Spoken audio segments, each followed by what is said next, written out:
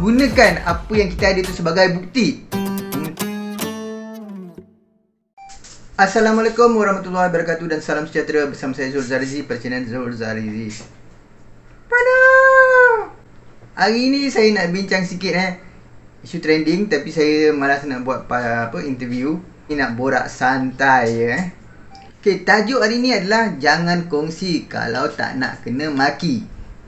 Tajuk ni ada kaitan lah dengan isu dalam 2-3 hari ni lah.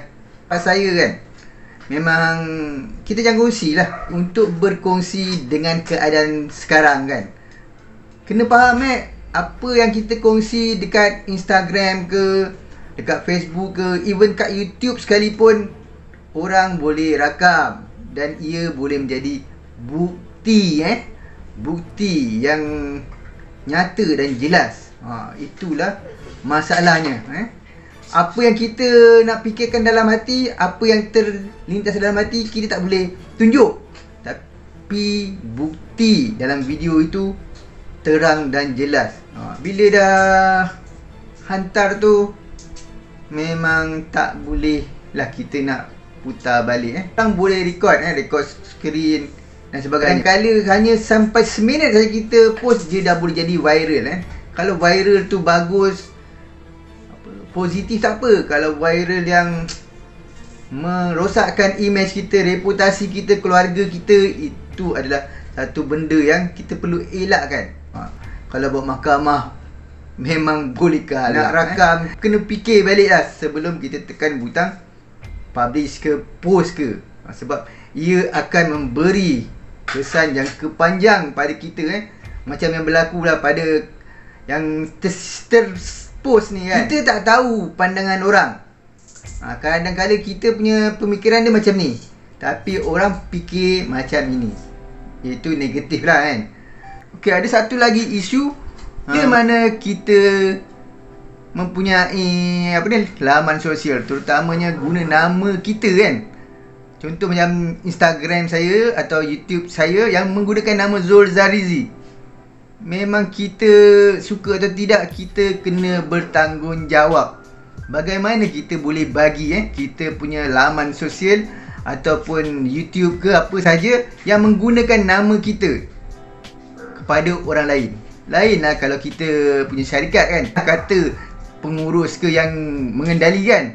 Tetapi kalau guna nama kita, memang tanggungjawab kita. Sebelum nak bagi sesiapa akses kepada kita punya hak, macam saya cakap, macam kita punya akaun media sosial yang menggunakan nama kita, kita kena fikir-fikir dahulu sebab ia membawa image nama kita. Bila kita ada akaun media sosial ni, kita kena tahu sensitiviti orang lain.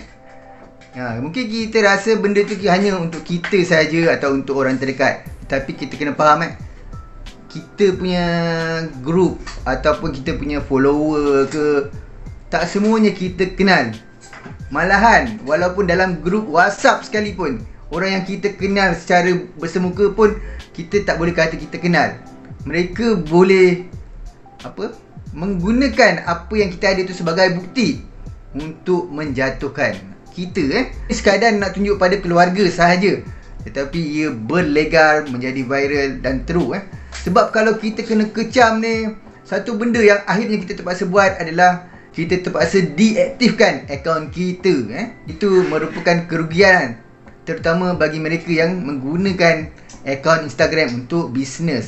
Memang memang kalau kita telah melakukan kesilapan kan, menghantar suatu benda yang agak sensitif, memang maki adalah benda yang kita akan kena. Dan kita tak boleh buat-buat apa-apa nak saman orang tu. Pada saya agak susah lah kita nak saman terutama benda yang kita postkan dekat Instagram cerita-cerita yang berlaku beberapa bulan ni, yang mana jadi viral. Sama ada mereka maksudkan atau tidak, itu bukan persoalannya. Bila apa yang ternampak dalam media sosial itu, video yang ditunjukkan ataupun gambar tersebut, itu adalah bukti utama. Jadi sebelum kita nak post, fikirkan sebab ia akan memberi kesan yang bukan sikit Mungkin mereka sendiri pun tak jangka apa yang disampaikan itu menjadi viral. Apa yang saya sampaikan ini bukanlah untuk orang lain Saya juga sampaikan ni untuk pesanan diri saya. Sebab kadang-kadang kita takut takut terkeluar daripada landasan. Sebagai content creator pun kita kena jaga juga batasan kita. Saya nampak kadang-kadang ada orang dia dah jadi popular, dia dah terlupa batasan dia. Mungkin mereka boleh fikirkan ini apa yang saya sampaikan ini adalah sekadar suka-suka, cuma pandangan peribadi, tak mungkin betul. Mungkin anda mempunyai pandangan tersendiri. Saya rasa cukup sekat ini. Yang belum lagi subscribe, boleh subscribe, like, share dan tinggalkan komen di bawah. Berikan pandangan anda. Adakah anda berhati-hati ketika nak hantar post tak kira lah video ke artikel ke dan sebagainya. Okay, saya Zul Zarizi. Bye. Terima kasih.